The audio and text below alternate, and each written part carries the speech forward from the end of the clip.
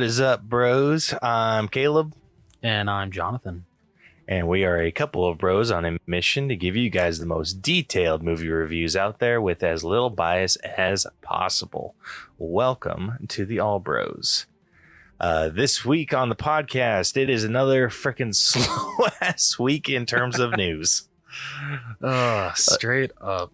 Dude, it is like, it's been stupid slow lately.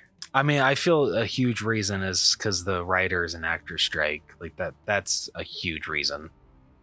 Yeah, like everything's been put on hold, and rightfully so, all as that it should. Good stuff. Yeah, because as it should, but still, it freaking blows. Like you think we'd hear it, like at least one thing interesting. But, fair enough. But nope. Yeah, we got freaking nothing. But Sam Nelson's here with us. Woo! In our chat. What is up, Sam? Oh, and Stacy. Hey, Sam! I gotta say, I love your profile picture. It's amazing on Facebook. It's truly incredible. Oh man, dude, I seriously laughed at that for like 10 minutes when I saw what he changed it to. Like, that was freaking fantastic. Right? It's so good. It's so great. Oh man. Oh. But yeah, so anyway, we got nothing to talk about in terms of 4K, no through the wall. So we will be getting straight into our breakdown of Oppenheimer. Yeah, buddy. Hello, my name is Brucker Nurse, and I want to tell you about my fun horror movie podcast called Autopsy of a Horror Movie. On my show, I like to have fun dissecting out what makes a horror movie scary, what worked for it, what didn't, what types of fears does it play off of. Is it an allegory for any sort of message? I don't know, but let's find out.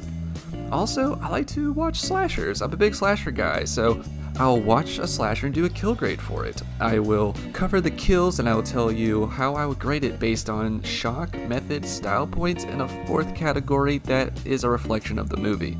Besides those, I'll have fun with special topic episodes, commentary tracks, interviews with guests, including some Shudder directors, so I just like to have a fun time over here.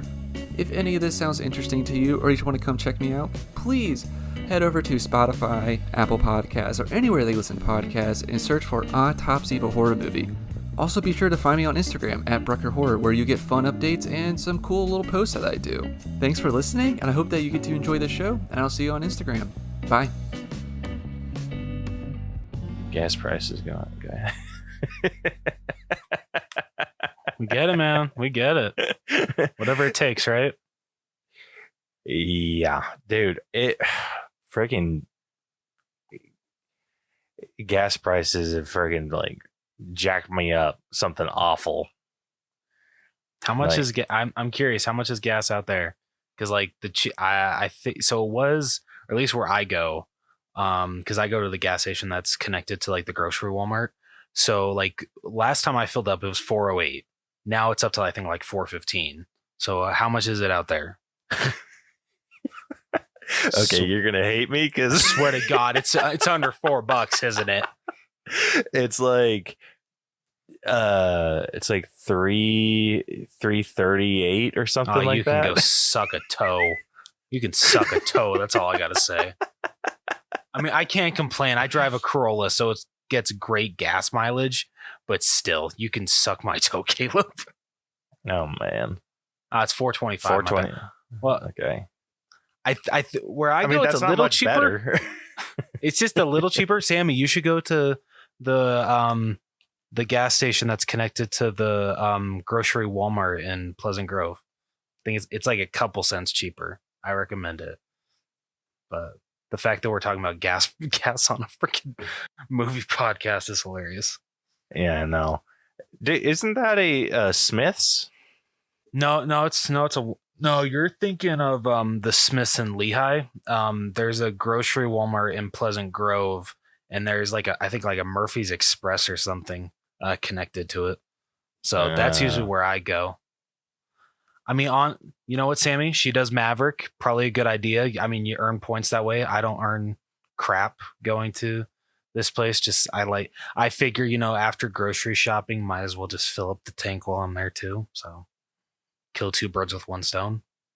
Yeah, dude, I used to love Maverick, but and it was nice because when I was driving the dumpster truck, and so I had the company card, so I'd have to fill up close to every other day. Damn, bro. And so I was racking up points. I freaking got enough points to get one of their big old giant mugs in maybe a week. Dude, that's insane. Yeah, it's freaking nuts. But then I had to freaking track down a Maverick that actually had one when they finally sent me my because I submitted for it on their app, and then they sent me a little ticket to take to a Maverick.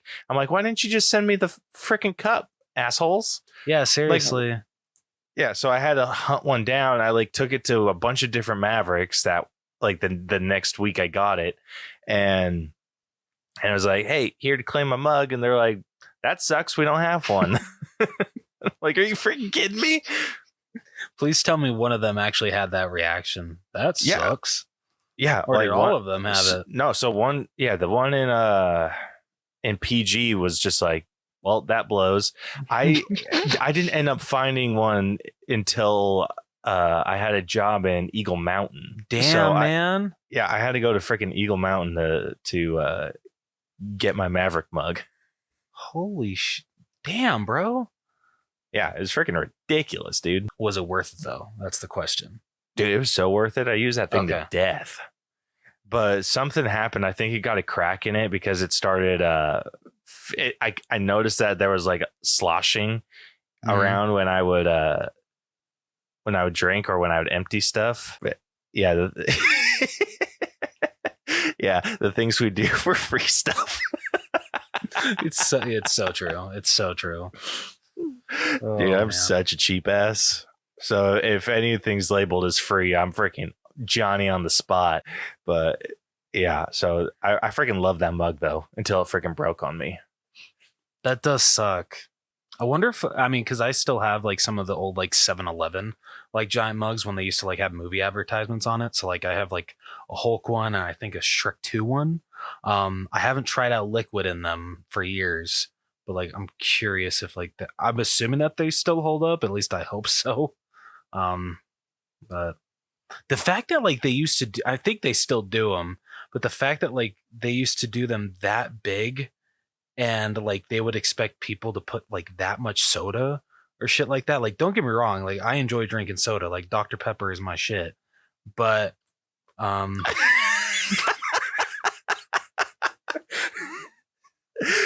Yes, I was. Caleb was Maverick's bitch driving all around just for a mug. I absolutely would. But I don't know. Maybe it's just me. But isn't that a little too much soda for those big ones? Yeah, but I always filled mine up with water.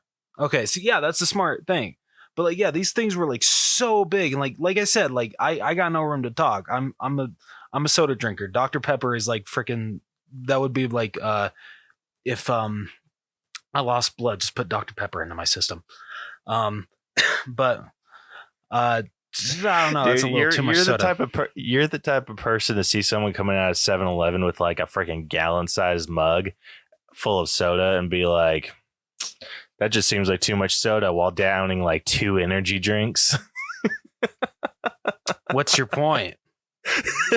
No point. Just thought I'd point that out. Look, I know I drink a Rockstar every morning, but you don't have to rub it in, okay? At least it's not Red Bull. Jeez, your heart's probably hating you. No, dude, it's so sad that there's so many. I've had so many energy drinks in my lifetime that honestly, it seems that most of them don't do jack shit for me anymore.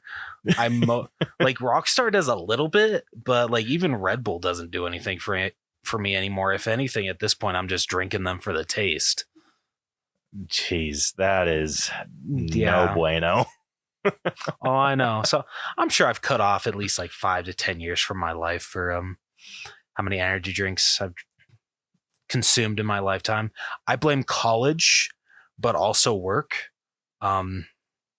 Yeah, but mostly college, because freaking going to college and also working a full-time job, that was a bitch, and I don't recommend it, even though I never finished. That's not the point. Yeah, I was just going to point that out. When's the last time you actually went to college? Not important. We're on 5 years right now. It's been 5 years since I've been to college. Hey, I got halfway. You're blaming college on your freaking energy drink problem? I am. What? I am. I bet you, if you ask a lot of freaking college students, that they would say the same, that not only have to do I wasn't doing full-time college, but still, students. Your excuse is just getting worse. Kiss my ass. Worse, dude. Well, no. Come on. A lot of college students still.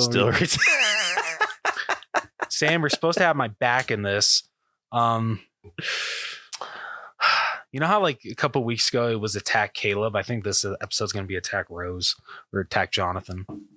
I think that's cool. I'm okay with that. Yeah, I agree with Sammy. You're grasping at straws here, man. I'll give you work. I will definitely give you work as a contributing factor to your energy drink problem, but you can't use college anymore. Damn, all right, fine. Well, no, I wasn't trying to use it for now. I'm just saying that years ago, like I wasn't getting a lot of sleep doing not only college but also a full-time job. It was not fun, and so Red Bulls, rock stars, those were my best friends, and I regret it. It wasn't a great decision because, like I said, it probably knocked off like 5 years of my life, but oh well. I believe it. That one time I went to one class in college. Oh man. Yeah, dude. I gave up sodas, and I mean I wasn't super into energy drinks, but I gave all that like sodas up, like specifically for freaking water. Did you want to pass that on to me? Because like I don't know if I could live without Dr. Pepper. Like that shit is just liquid gold. That's what Dr. Pepper is. I had someone at work. They wanted to invite me to this museum that doubles as a speakeasy, which is like something that they used during the Prohibition for bars.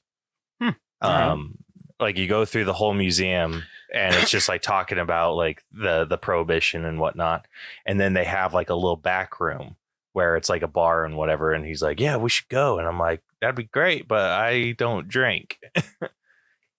And he's just like, "Oh, well, I mean, I'm sure you can get a soda." And I'm like, "I don't drink soda."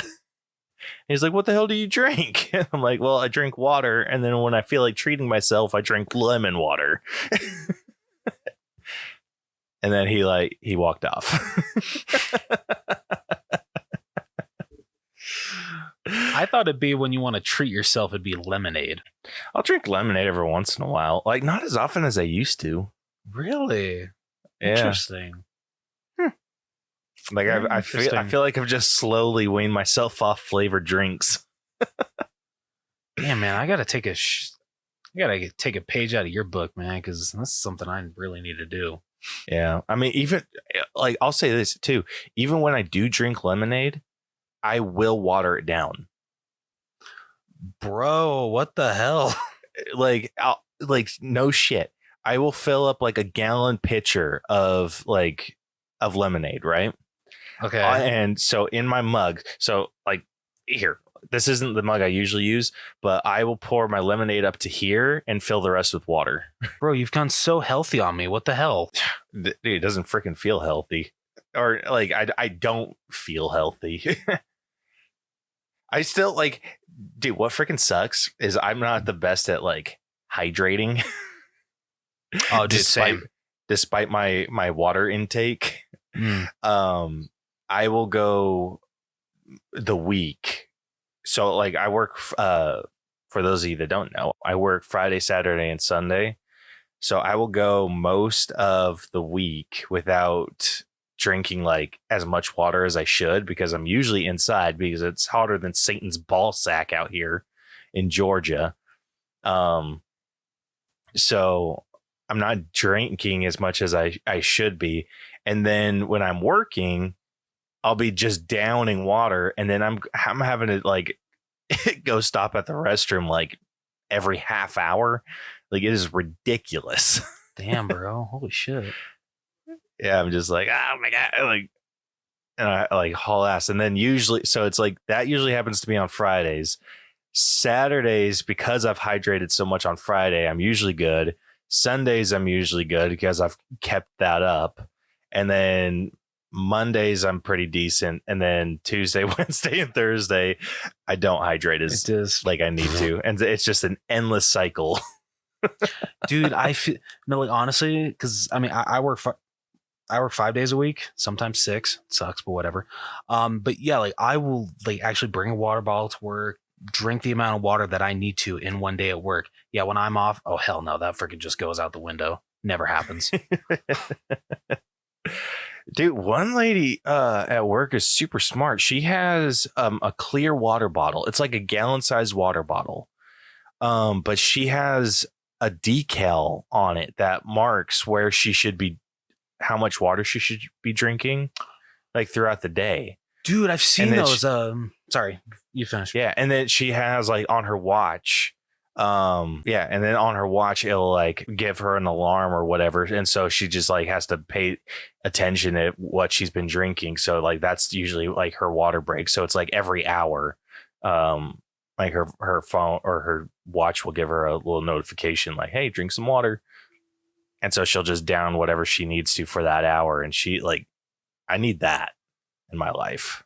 Dude, they actually, I know exactly what you're talking about. They sell them on Amazon. My buddy JC, he doesn't use it as, I can't remember the last time I saw him use it. Yeah, like it will have like oh, you're off to a great start. Oh, you need to pick it up. And then like, oh, final push. Oh, you got this. Like that kind of stuff. Yeah, kind of. But like hers isn't like giving anything motivational on it. It just has the lines. It's just the lines with the time. Okay. Because I don't think I've seen any ones with just like the times, but I have seen the motivational ones like on Amazon for I think like $20. Sammy says you actually drank water. Rude. Oh, wait, you talking about me or talking about him? Yeah. That's weird. I'm having to point the opposite direction because I forget that that is mirrored. I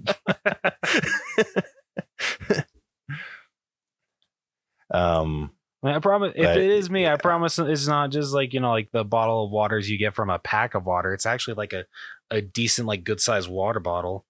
Yeah, she's talking about you. Damn. It's not like, you know, like just a regular sized water bottle. It's actually like a good, like what you're supposed to get through a day. At least I think. I mean, it's a good size, it's like that big, I think. Let's see how much water should you drink a day? What the hell is this episode turning into? I know, it's kind of turning into like a hell. We don't got any 4K or news, but let's talk about how Jonathan and Caleb should change their drinking habits, not eating habits, just drinking habits. Yeah, if you drink it. All right, so I'm offended, Sammy. I'm just going to say that right now. 15 as I drink some Dr. Pepper. Yeah, right. 15 and a half cups a day. Shit, I don't think I get that much. Fuck. Let's see what that is in gallons. 8-ounce glasses, or about half a gallon of water daily. That doesn't seem right. Yeah, it doesn't. Many believe there are strong health benefits to be gained by increasing your water intake to a full gallon per day. I don't know, we're sidetracking you guys. It's fun. We're just horrible at getting sidetracked. That is true. But let's point out that it is possible to overhydrate yourself. I just want to point that out. Oh gosh, I'm going to Google that shit now. You don't believe me? No, I don't. Can you overhydrate yourself with water. People can develop overhydration if they have a disorder that decreases the body's ability to excrete water or increase the body's tendency to retain water. So if you're not able to like regulate, it seems like. Oh. Well, you know what? Adam ruins everything. Lied to me then. Okay, well, he does like a shit ton of research, so it's like I'd believe him. Okay. Okay. So yeah, like the doctor that was on that episode, she basically just said, just drink when you're like, definitely get your water intake, but like don't overdo it. Like definitely drink when you're thirsty, but don't believe that you just have to take gallons. Yeah, but if you drink when you're thirsty, you're already dehydrated. You're supposed that's like a good point. Why you're supposed to maintain so you don't get thirsty. That's a good point. I got to watch that episode again because like I might have heard it wrong. All right, let's see what happens when you drink too much water. You can experience water poisoning, intoxication, or disruption of brain function. This happens when too much water or too much water in the cells, causing them to swell. When the cells in the brain swell, they cause pressure in the brain. You may experiencing things like confusion, drowsiness, headaches. Wow. Yeah. So apparently, okay. I can drown my brain by drinking too much water. Okay, that's cool. Yeah. All right. Yeah, she's gonna say if you're not thirsty, you're already dehydrated. You have a cup with a straw, you are likely to drink more water. That's true too. I usually have a straw with my cup too. I don't have a clean one right now, otherwise I would have one. But yeah, all of them are in the wash right now. But anyway, there's your hydration facts with the All Bros. Oh my god. This should be a new segment, Learning with the All Bros. There we go. Learning with the All Bros. Dude, we do get on like educational tangents every once in a while. That's true, we do. And it's really funny. Straight up, I agree with Sammy. It's too much work to lift and tilt the cup to your mouth. It is quite a bit of work. She is not wrong. Yeah. This is Sam says we're all smarter now. Oh man. Oh. Anyway, getting back on track. Unless you have anything else to add about hydration and water. I mean, I personally have nothing. Okay. Well, then let's say we get into this breakdown finally. Let's do it.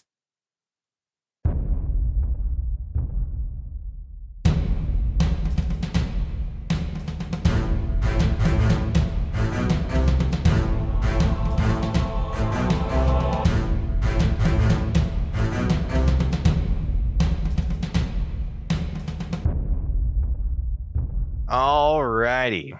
So getting into this week's headliner, we will be breaking down Christopher Nolan's latest film, Oppenheimer.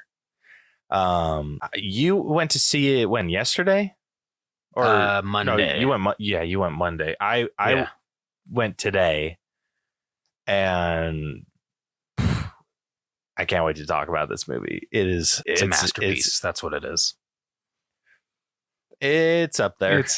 I thought you were going to say agree to disagree. This is good. No, we'll get into this. We will get into it. But first, what we will get into, we did ask a question of the week. I don't think we got any responses on Instagram or YouTube. That's unfortunate. Yeah, every once in a while we will, but it's not too often. But our question of the week, we did ask, what is another historical event perspective that you would like to see made? Like with this one being Oppenheimer's perspective of the development of the atomic bomb. So we did get a few responses over on TikTok. Oh, we actually got a lot more than I thought.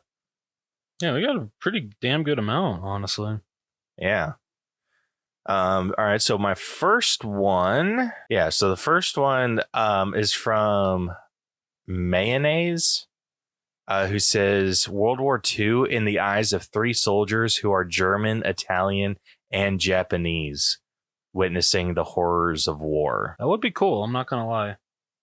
Dude, I think that'd be freaking wild. Like, that's one of the things, like a World War II perspective of like a Japanese soldier and like someone that like witnessed the atomic bombs and shit. Like, I feel like that'd be terrifying. That would be. Yeah, that'd be very interesting. Mm-hmm. Yeah, I would definitely pay to see that. Oh, yeah. All right. What would you got? I got one from Liam KS. He said Titanic would be cool. And, you know, I got to agree with him because he doesn't really, because you asked a different one, ? And then Cian Maher, I hope I pronounced that right, chimed in. I think Sean. Sean, wow, my bad. I think one that's more about the boat itself than the James Cameron film. And then Liam said, what do you mean a different one? I'm going to agree with actually Sean. I like the approach of like actually just focusing on not only the shit. I don't know. Like, don't get me wrong. I love James Cameron's version of Titanic, but I kind of hate that it just turns into a love story. Turns into it was always a freaking love story. That's true. It really is just a love story. I don't know. I would have liked them to focus on like other passengers of the Titanic, not just those two entirely. Like James Cameron's movie is like a visual spectacle when the freaking ship is going down. It's incredible. But I would be very interested to see someone's different take on the tragedy. I think that would be a cool one to get like the developer, like whoever designed the ship. Ooh, because obviously it was marketed as like the unsinkable ship. So could you imagine freaking waking up the next day and being like, oh, freaking Titanic's the unsinkable ship sunk. Yeah. I'd be like, oh, shit. I'm fired. That would be a real, like, I don't know what perspective, like, I'd like to see more. Like, I think it'd be cool to see like stories of, what about the guy that hit the propeller? That is hilariously messed up. So just a first person, the whole movie, just leading up to that moment. It's like the movie ends right as he freaking hits the propeller. Oh, we're going to hell. That's messed up and we love it. Oh shit. Okay. Wow. That was fantastic, Sam. Yeah. But yeah, I think that'd make for a really interesting movie, because I was just thinking like, oh, maybe it's just other, kind of like what you said, other passengers' perspectives, and I'm like, we kind of got that more or less. That's a good point. It's just like, I think it'd be interesting to get something a little bit different. Yeah, I definitely agree. Yeah. All right, my next one is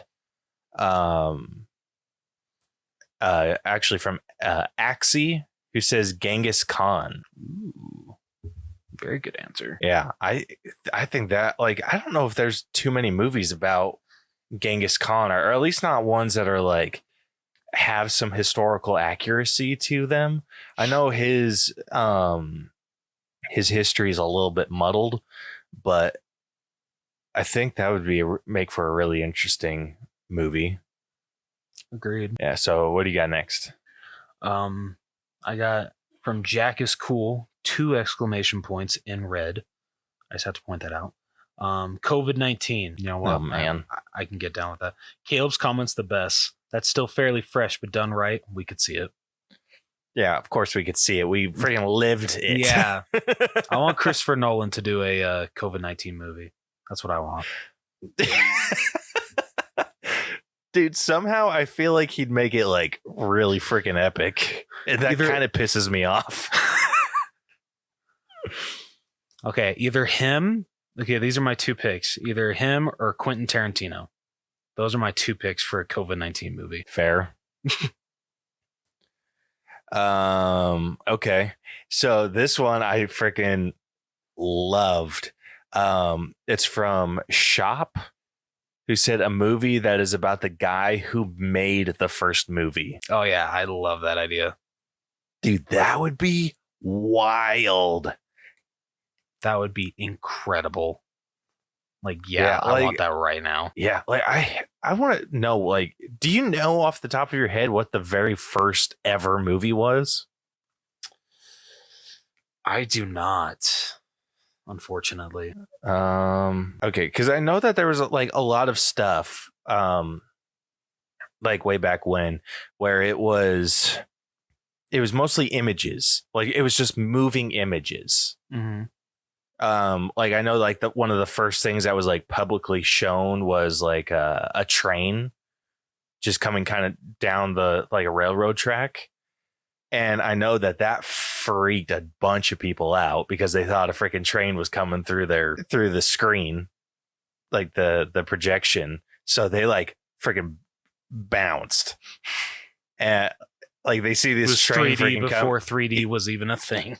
Yeah, pretty much, because it's like it's something they'd never seen before. They'd never seen an image move.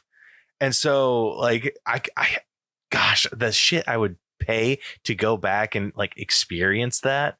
Like obviously I couldn't experience it, but just to see how people reacted to that. But it does say the first motion picture film is believed to be Louis Le Prince's Roundhay Garden Scene. It was recorded in Leeds in England in 1888. It is 2 seconds long. That doesn't count. It counts as a movie? Yeah, that doesn't freaking count. First, I'm going to say feature movie. The first feature-length movie, The Story of Kelly Gang. On Boxing Day 1906, The Story of the Kelly Gang opened at Athenaeum Theatre in Melbourne. It was the first multi-reel feature-length film ever produced in the world. So that's what I'm talking about. Okay. That's the movie I want to see the story of. That would be super cool. That'd be really, really cool. Yeah, the first narrative feature film. It was 60 minutes long. Okay. Yeah. And so it was made in 1906. Oh, God damn. That's insane. Yeah. Everything else is like prior was like just a couple seconds. Like this freaking Roundhay Garden Scene, 2 seconds long. That's a freaking GIF. Yeah. Oh shit. Yeah. So yeah, I would love to see a movie based off of that. Yeah, that would be truly incredible. All right, what else you got? I got from, I'm gonna butcher this, Gon Corino. I hope I said that right. A Donner Party movie would be really dark, but also really interesting. Yes. I'm down. Yeah, me too. Like, especially if they took like the horror thriller oh dude route. So good. I think that'd be freaking sick. That would be really sick. Become friends the early years. Unfortunately, I don't think that'd be very interesting. It wouldn't. Yeah, we were kind of boring when we first met, not gonna lie. Yeah, no offense, like Caleb. so no, I get it. So we met in junior high. We had gym class together. I was the teacher's assistant, and Rose was in the class. Like we didn't really like interact all that much. I think we talked a couple times, but I think so. Yeah, but we didn't start hanging out till you converted. Yeah, and then like after that, we just started hanging out like all the time. Yeah, like honestly, yeah. If it weren't for that, I wouldn't have gotten to know you more. Never would have met Sammy, Sierra, Never would have gotten to know Sam Stacy. So yeah, it was definitely worth it. Yeah. So basically the entire All Bros fan base wouldn't be here. Exactly. Exactly. Oh my, yeah. Oh man. Please tell me you snapped him with a towel. No, I took my teacher's assistant duties very seriously, so I did not snap anyone with a towel. Teacher's pet. That's what a teacher's assistant is, asshole. Hey, you guys had a freaking run. I didn't. That's true. Oh no offense. I don't know, man. It felt like you were kind of kissing Coach Steffs' ass sometimes. Dude, I just didn't want to freaking run. That was my deal. I was lazy. Dude, I had asthma. How do you think I felt? Well, you probably should have volunteered for teacher's assistant then. I was new. Freaking. Were we in 7th or 8th grade when we first met? So we didn't end up becoming friends till like summer of 9th, or between 8th and 9th. Okay. And so was it I knew, it's like I knew of you in 7th. Okay. But yeah, not a super interesting story. No, it's really not. But yeah, hey, I mean, the only thing I remember from like that period of time was making all the assholes in that class run stairs. Dude, you know what? This is like really dumb, but what I remember, I forget his name, but there was this one kid that would occasionally wear a freaking Michael Myers Halloween 4 t-shirt to class. That was like the t-shirt that I would occasionally see him wear. And I'm just like, they actually let him wear that to school? Like, seriously, I mean, I want to be best friends with this guy because he actually loves Halloween as much as I do. At least I think so. But I don't know. I thought school was a lot more strict when it came to that kind of stuff. Not when we were in. I think they are a little bit more now, but back when we were in, I don't think they cared what you wore as long as it wasn't like anti-Semitic. So you're telling me I could have worn my Freddy versus Jason t-shirt? Probably. Damn it. That's some bull. Well, the only thing, like, did he only wear it during gym? Well, no, like, he would actually wear it to school. Like, it's not the shirt that he wore for gym. Okay. Yeah, I don't think they had any restrictions like that. As long as it wasn't like vulgar or had crude imagery, I don't think they cared. Well, damn it. Oh well. Yeah. Anyway, so yeah, Donner Party movie would be really freaking cool. The Dahmer Party, or another Dahmer Party, would be really, really fun. We'll have the Donner Party and the Dahmer Party. There we go. Those are the two movies. Good hell. All right, next is mine is Liam Miller 796, who said a Civil War epic from the perspective of Robert E. Lee. Ooh, yeah, I like that. Yeah, and he even casted Robert E. Lee perfectly. He said he wants John Malkovich to play him. Oh, dude, freaking killer casting. Yeah, I think that'd be freaking badass. Agreed. Like it's cool. Like if you look at pictures of Robert E. Lee, like he kind of has like a John Malkovich vibe about him. But yeah, so it's just like he was the commander of the Confederate States Army. Obviously when the Confederacy lost the war. Yeah. So I think that would have been a really weird time for him. Yeah. True. So I think that would have been that would be a really interesting story to hear. Agreed. So yeah, you got another one? Yeah, just for I actually like I don't know if I want to see this actually get made, but just I kind of want to see like okay, I don't know if I want to see this turn into like like a movie, but like I kind of want like a mini documentary series on it because I'm interested. Person at said, "Who invented the icy?" I'm intrigued. Like honestly, like I'm interested, and like I'm also interested to see what like how big the rivalry is, or what started not what started, how big the rivalry was back then between Icy and Slurpee. Like, come on. Like, we all want to see that, right? Yeah. Okay. Dude, it's like, okay. I don't know if you've seen it. The Flaming Hot. No, I've been wanting to. It's on my list. It's not bad. Really? Okay. Like, I thoroughly enjoyed that movie. Okay. It's on Peacock, like, right? Yeah. I think it's on. Or is it Hulu? I think it's Disney. Oh, it's Disney? Oh shit. Okay. I think so. Let me check. Yeah, it's on Disney and Hulu. Okay. Very decent watch. I'll if you get, definitely be checking it out then. Yeah, it's really good, really good. And so seeing that and then hearing this Icy Slushy controversy, I think I'd be into it. Okay.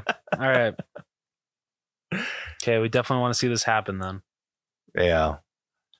All right. I'm trying to see if there's any others that like really stuck out. Another one that we got is from Best of Comedy, who said it's already been done in the 1900s, but Alexander the Great. That's always a good choice. Yeah. I think his story is just epic in scale. So I think that would be a really good. I honestly like Alexander the Great is one of the few people that I feel you could never have too many iterations of. Yeah. That's just my opinion. I want to see, like, there are only 2 movies based around him. Really? That's it? Yeah. There's Alexander the Great. Yeah. So there's Alexander the Great from 1956.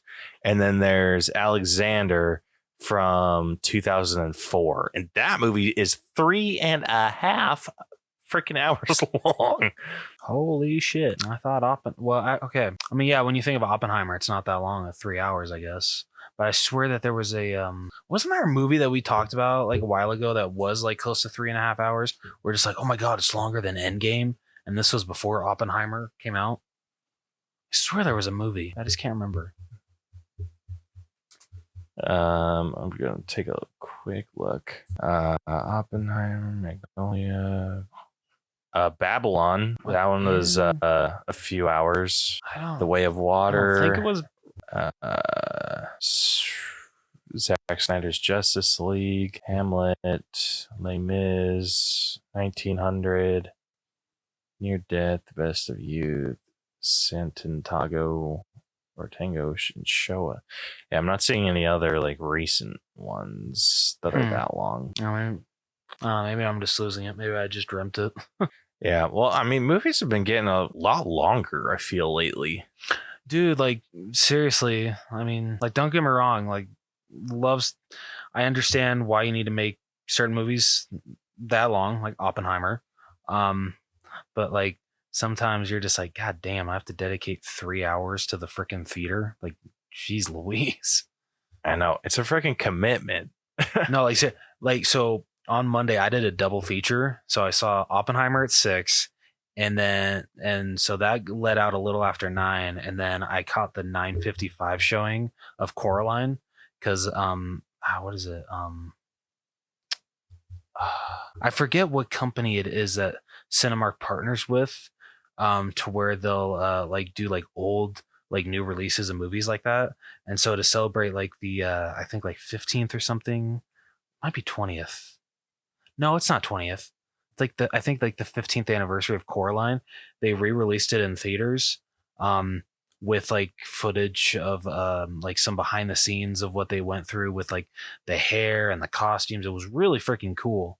But so yeah, so I went to the movies at 6 o'clock and didn't leave until after midnight. Damn. Yeah. Thankfully I was off the next day. Yeah, I hope so. Yeah, right.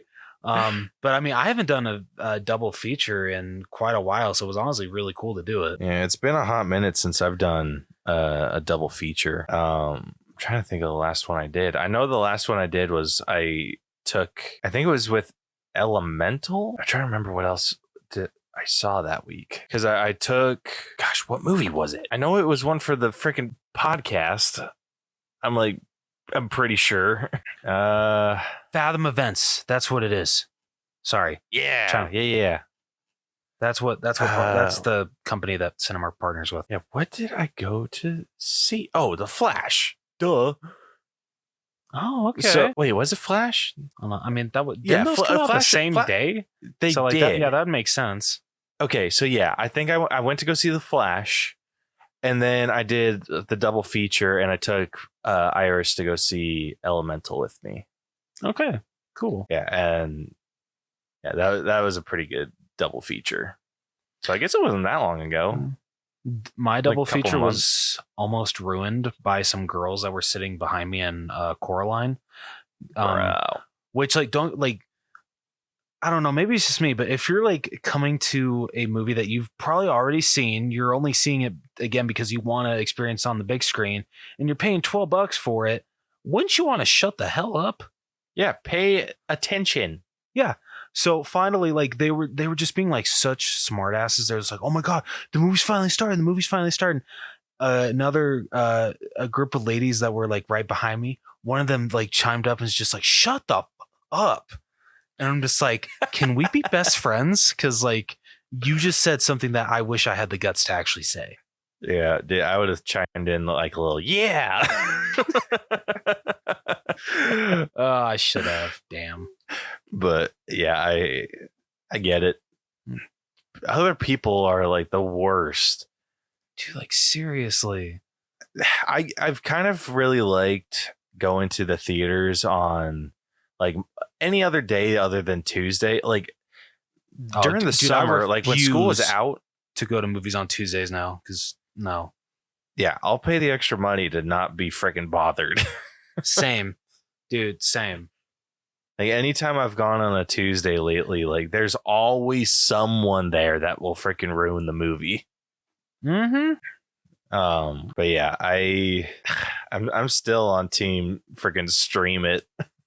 Dude, unfortunately, I'm getting more on that direction. There are like some movies that you're just like, okay, like you have to see that on the big screen. Like I would definitely say Oppenheimer. Dude, Oppenheimer, if we could get the like IMAX quality with Oppenheimer, like, and then just buy some like bitchin' headphones that will just like rock your world, I could absolutely see watching Oppenheimer in VR being better than. I don't know, man. It'd be hard to replicate the feeling of like IMAX. I mean, XD, yeah, maybe, but like I feel like IMAX is just so much. It's so, I don't know. You get just incredible sound, incredible picture quality. Just, I don't know if it can be matched, man, on VR. I bet you I could match it pretty freaking well. What about the new format that I haven't seen any of these theaters yet out here in Utah, but I want to try to find one where like it not only is like the screen up front in front of you, but there's like screens on the sides of you as well. Have you seen this stuff? No. Yeah, dude, there's straight up theaters now that like, yeah, you got the screen up front, but then you also have it. You have like the main picture's there, but like all of like the side stuff that you normally probably wouldn't see that well, that's playing on the side screens. So it's like all connected and it's really freaking cool. But I'm sure tickets are probably like $25-$30 because it's like probably feel like a freaking like D-box level theater experience. But I'm just like, I gotta freaking see this. I need to find the perfect movie. Oppenheimer would have been a great one. But in where I live, there's a theater. It's Royal Cinemas, and they have the world's largest IMAX screen. Ooh, I'm in. And I haven't, but tickets are like $25. Damn, like it's freaking nuts. But I haven't found the movie yet to watch that, and it sucks. It's like a new movie. I'm kind of taking a gamble on whether or not this is worth it. I feel like one that definitely would have been worth it would have been like Avengers Endgame. Yeah. I mean, but I didn't live in Georgia at the time. No, I know. But like, say like you did. Like that one definitely would have been worth the gamble. I probably should have taken the gamble with Across the Spider-Verse. Ooh, dude, that, or I would I would have even said Ninja Turtles. Damn, Ninja Turtles would have been good in that one too. Right? Shit. I actually, just for shits and giggles, I want to see what they're showing in the big screen right now. Damn it, 25. Oh, they're doing Oppenheimer. Aw, dude, son of a bitch. Gosh damn it. Dude, I freaking tried to see it on a big screen, but unfortunately they didn't have any more. They weren't showing it on XD anymore at Cinemark. So I'm like, damn it. They're doing it with Blue Beetle, but I don't know if Blue Beetle's going to be worth it. Yeah, no offense to Blue Beetle, but yeah, that's definitely not a movie I would pay $25 for. Oh, 20. Yeah, $25. So total is $26.50. Just imagine you and Brielle going on a date night, spending over $50 just on 2 movie tickets, not including concessions. Just $50. Just geez Louise, that isn't. Yeah, I'd be like, yeah, we're going to the freaking dollar store and grabbing our freaking food. No way in hell. It's like, Brielle, be sure to grab the big purse. We're gonna need it. Yup. Yeah. Anyway, getting just to cover this real quick. Thank you to everyone that answered our question of the week. We really appreciate it. We really appreciate all of your responses. So since we've almost been talking for an hour, let's finally get into this week's breakdown. So if you guys are new to our breakdown system, we have split movies into 8 different categories that we individually score to come to a final All Bros letter grade. The 8 categories that we score are story, writing, acting, character development, effects, music, costumes, and then we get into our personal score at the very end. All of those numbers get magically added up in our algorithm and gives us a letter grade to compare this movie to others of a similar grade. It also gives us a percentage, so we have like an official ranking, but that doesn't matter quite as much as the score itself does. But it is kind of fun to see where these rank within each other. So if you have not seen Oppenheimer, it's a historical movie. I bet you know how it ends. Yeah. If you don't, you got to ask yourself, did you pay attention in history class? I'm just saying. Yeah, my bet is probably not. So if you have not seen it, this is a tough one to spoil. Yeah, go watch it for sure. It's definitely one that's worth the watch, but it is tough to spoil. Yeah. So with that, we are about to get into our favorite segment that we like to call Reading with Rose. It's not Rose's favorite segment. Let's just say that. The person it is centered around it is not their favorite segment. Pointing that out. Rose feels targeted with this segment, but we don't care. Damn right I do. Wow. Okay. Nobody gives a shit about Rose's feelings. Oh, man. So, if you have not seen it, we're about to spoil the entire freaking movie for you. So the spoiler alert has been issued. So without further ado, Rose, if you would like to take it. I'd love to. In 1926, 22-year-old doctoral student J. Robert Oppenheimer studies under experimental physicist Patrick Blackett at the Cavendish Laboratory in Cambridge. Oppenheimer is homesick and suffers from anxiety while struggling with the required lab work. Oppenheimer, upset with the demanding Blackett, leaves him a poison-laced apple but retrieves it. Visiting scientist Niels Bohr is impressed enough by Oppenheimer's intellect to recommend that he should instead study theoretical physics in Germany, where Oppenheimer completes his PhD. He later meets theoretical physicist Werner Heisenberg at a conference in Switzerland. Oppenheimer returns to the United States, wanting to expand quantum physics research there.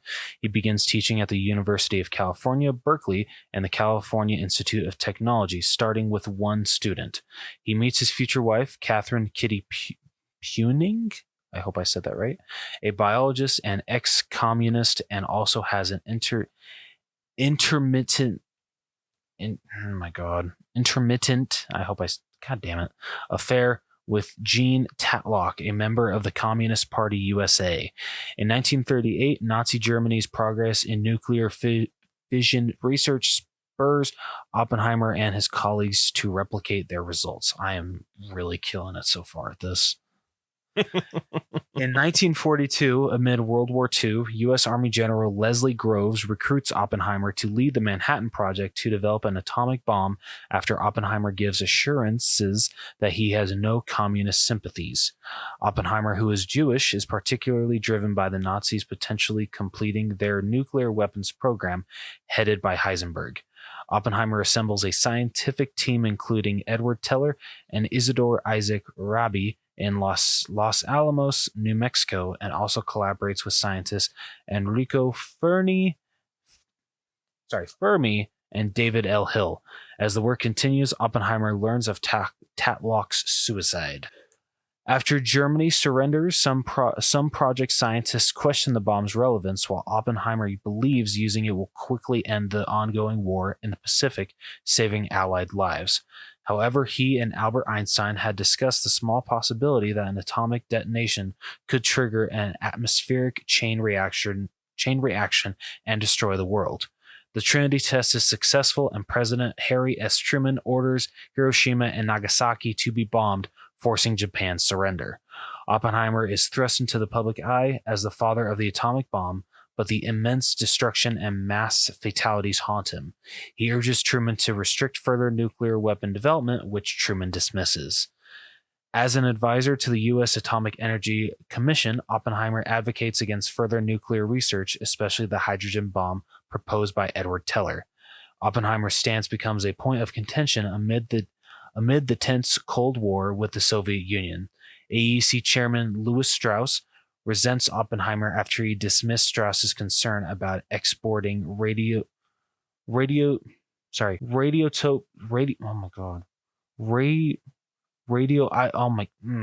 dude, what the hell is wrong with my brain? Radioisotopes, publicly humiliating him and for recommending arms talk with the Soviet Union. At a hearing intended to eliminate Oppenheimer's political influence, Teller and other associates betray him while Strauss exploits Oppenheimer's past associations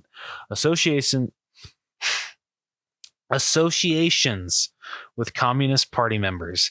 Despite allies testifying in his defense, Oppenheimer's security clearance is revoked, damaging his public image and neutralizing his policy influence. At Strauss's later Senate confirmation hearing for Secretary of Commerce, Hill testifies about Strauss's personal motives in engineering Oppenheimer's downfall. The U.S. Senate votes against Strauss's nomination.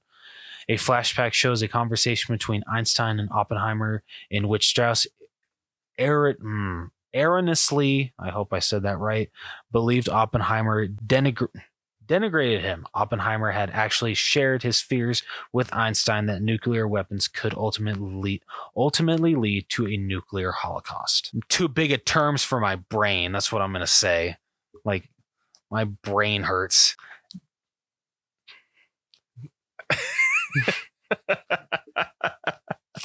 That hurts a little bit, Sam. That hurts.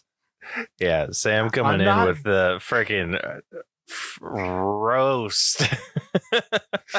Oh. Are you sure about that? I don't know if you do love me, Sam. That is very true. It's a lot of like scientific terms that we aren't familiar with. No, dude, seriously, there were points in this movie that they were talking, like they were like group of scientists just talking about, oh, hey, we need to do this for the atomic bomb, we need to do this, and this. I'm like, I, for the most part, have no idea what the hell you're talking about, but damn, you are keeping me so captivated because this is such an interesting topic. But like half the time I had no idea what the hell they were talking about because I was not that great at science and math. They were not my greatest subjects. So most of the time I had no idea what the hell they were talking about. Dude, mine either. I was horrible with any of the sciences. Like the only science class that I ever kind of did good with was physics. And I did not. Yeah, and that was mainly because it was basically just math. And that is something that this is how bad I am at math. Caleb bringing up how good he was at physics. He had to help me with physics with tech in high school when it came to freaking homework in that class. So yeah, some of these terms in this movie just went right over my head. It's like, don't know what that means and don't know what that means, but yeah. Okay. Like, sure. Okay. I'll take your word for it. Yeah. I mean, you know what? The work that you guys are doing, what you're saying, it's, I'm not understanding, but it's making sense. So you know what? You guys carry on. Yeah. So yeah. Anyway, starting off with story. This, despite like how advanced your vocabulary kind of has to be to understand like the specific terms, this does a decent job, like a really good job at keeping your attention. Dude, absolutely agree. Like honestly, I feel like it goes into a credit of how great of a storyteller Christopher Nolan is. I think he's a great storyteller. I think a lot of my issues with his directorial style is that he always kind of seems to have an ending after where you think it should end. That's a good point. That is a very good point. Like and like using this one as an example, like after the bomb went off and kind of like dealing with the downfall of that or the ramifications of that, I feel like that there was like the natural ending, and then it continued on with the like hearings and stuff about his freaking bugs, about his like personal life and like losing his security clearances and whatnot. So basically like just what happened afterward. Yeah. Which, I mean, don't get me wrong, was interesting. Yeah. It just didn't feel, it felt like a different, like almost like it could have been like an end credit scene. That's fair. I mean, I will say like the way that he told the story kind of caught me off guard. I wasn't expecting it to start like after the atomic bomb had already gone off. Oppenheimer's on trial, trying to see if he can still his clearance is still going to be there. But it would like jump back and forth between the events leading up to the atomic bomb, but also going back to his clearance and everything that was going on with Strauss and him in court. Just like it bounced around a lot, but it still made complete sense. Like at no point did I feel lost, and I feel like I feel like a good judgment in that was also the camera work and the types of filters that Nolan used. Like when it came to, like black and white, okay, this is present day, this is with Strauss, this is with Oppenheimer and what's happening to them right now after the atomic bomb, whereas color is actually past, that is the lead up to the making of the atomic bomb. So honestly, I feel that was actually very helpful in distinguishing like, okay, this is what happened after, this is what happened before. Yeah, I think it got a little on the confusing side at times to follow, because it's like when they like sometimes like the black and white filter, I feel should have been used for one sort of like time period where it kind of was like they mixed and matched it a lot. And good point. It kind of got to like, I was like, oh, okay, like what are we doing here? I feel Strauss wasn't his always in black and white. Yeah, Strauss always. Well, there were not always though. I thought it was like when Strauss was like showing Oppenheimer the residence that he'd be staying, that was all in color. But then they did another moment later on where it was in black and white, and then they did like most of the stuff with Strauss in black and white, like in terms of like his I guess it wasn't a trial, the hearing, I guess, like whatever you want to call that whole situation. All that was in black and white, but then there were like other times where it'd be like even like the hearing with Oppenheimer in that back room, like there were times where that would be in black and white for a second and then shift to color, and it's just like, okay, I don't understand what you're going for here. Yeah, you got a good point there. Yeah. So I mean, I'm gonna discuss that a little bit more in effects, because I think the cinematography goes into that. Yeah, true. So I mean, despite that, the story here was masterfully crafted. Right. It was interesting. So good. It kept me like, it kept me engaged.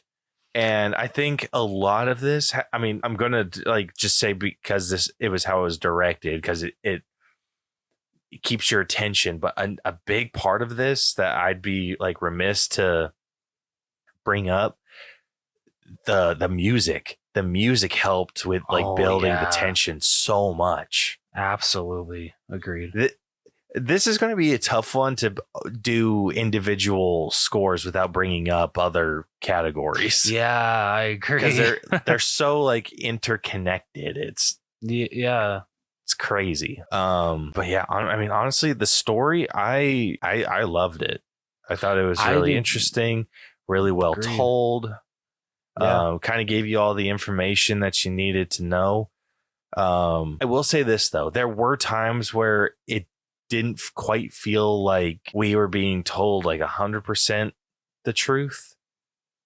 That is fair. And I don't know about you, but it just kind of felt, maybe just because I'm not used to this kind of stuff in Christopher Nolan movies, the whole like anytime after him and Florence Pugh's character got to, or every single time after Oppenheimer and Florence Pugh's character got together, there straight up just nude scene, just straight up nudity. And it caught me off guard because I'm not used to that in a Christopher Nolan film, to where it took me out for a minute. But I mean, I got right back in. But just I was not expecting that. But I mean, I think is this Christopher Nolan's first R-rated film? No. Okay. What was Inception rated? Was Inception rated R? That is a great question. I mean, he's done. Let's see. What was Dunkirk? No, Inception was PG-13. Interesting. Dunkirk. That was PG-13 too. Tenet was PG-13. See, I'm curious now if this really was his first R-rated movie. Like, he was definitely not holding anything back with. He's just like, I gotta show them nude scenes. Yeah. Okay, so Following was one. Memento and Insomnia. Oh, okay. All right. Oh shit! Didn't mean to vote for that. I was just trying to check the movie rating. Yeah, Memento was rated R. Okay, so he's done rated R movies before. Okay. Okay, maybe it's just because I've never seen any of his R-rated movies. So, like I said, like probably stupid of me to bring it up.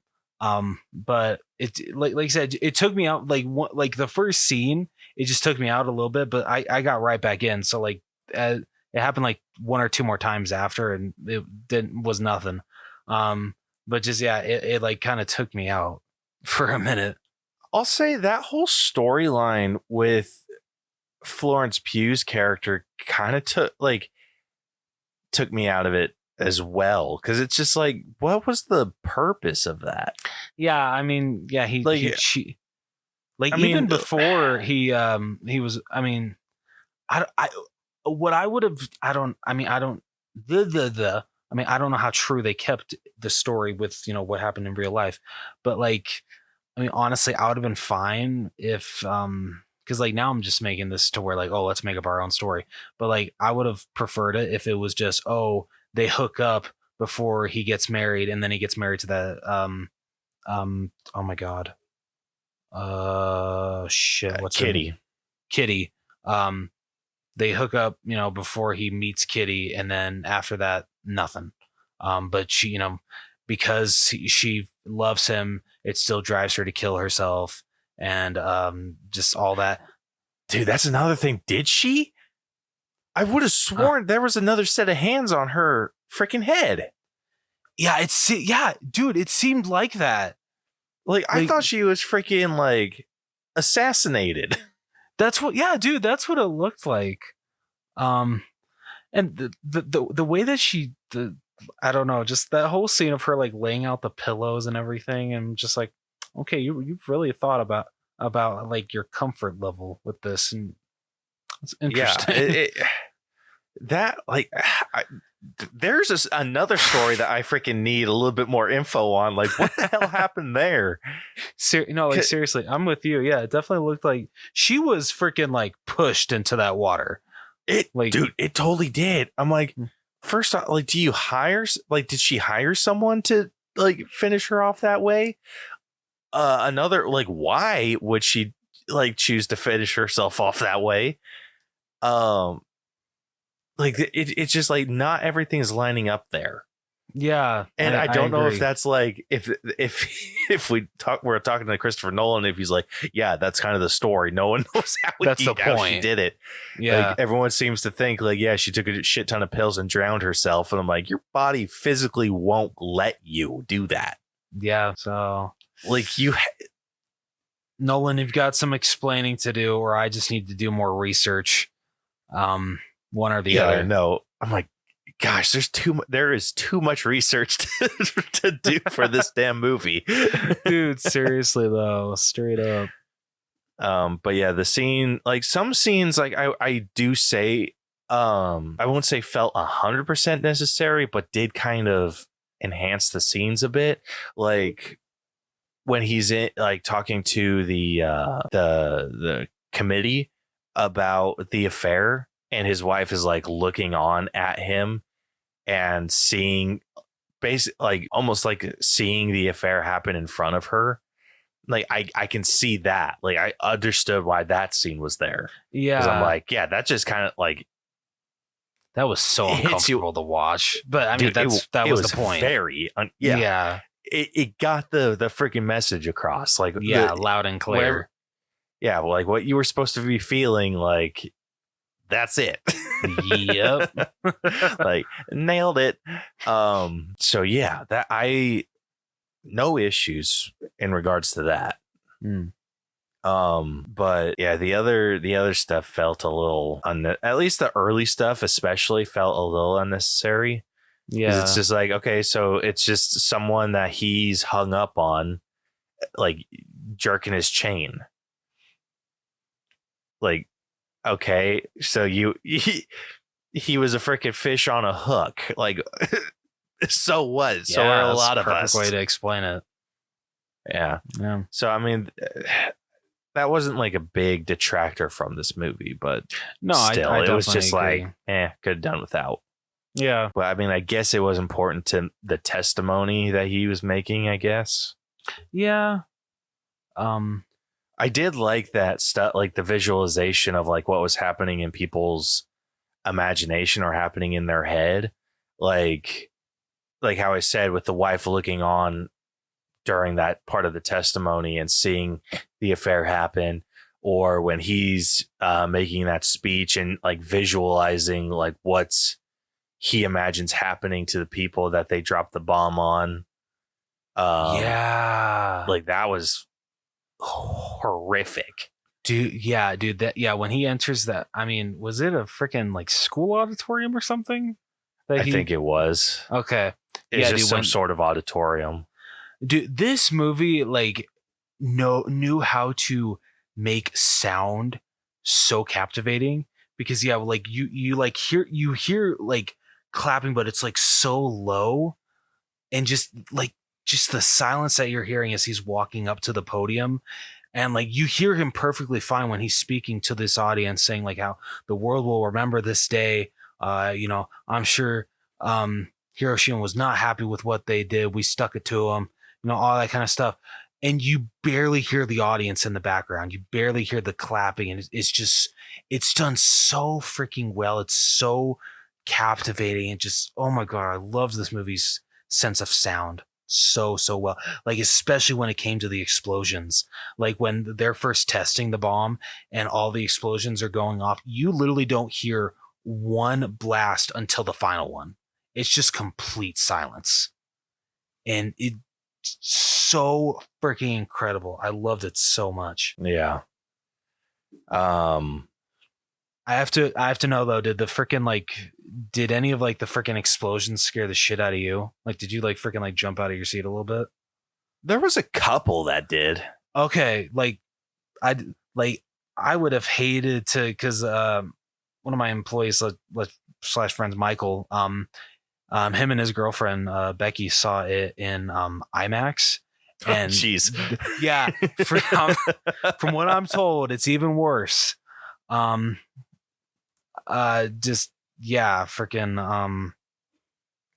can't fathom freaking like jolting out of my seat hearing that shit in IMAX, because like I freaking jumped just hearing it, just seeing it on a regular like freaking Cinemark screen. Dude, one of the explosions that got me was when they were testing out the fission activator, the freaking square things that were supposed to blow up the main bomb. Oh yeah. What got me is when they were testing that little situation, and then they blew it, and it just like went poof, and then it was like nothing for a second. I'm like, oh, so we're just not going to hear any, and then the shockwave and boom, and I'm like, oh shit. Dude, straight up. Yeah. As it's like, okay, cool. So we're not going to hear like any oh no. Oh. Yeah, dude, I would have hated to have popcorn with this movie. That shit would have wound up all over me. Luckily, I wasn't holding mine, so okay, good. Yeah. But I mean, story overall, I feel it was, like I said, really well told. I don't know if I'm quite cracking the 80s here yet. Or not 80s, not 80s, not 80s. I meant 90s. I was like, damn, bro, what? You're in the 70s? Holy shit.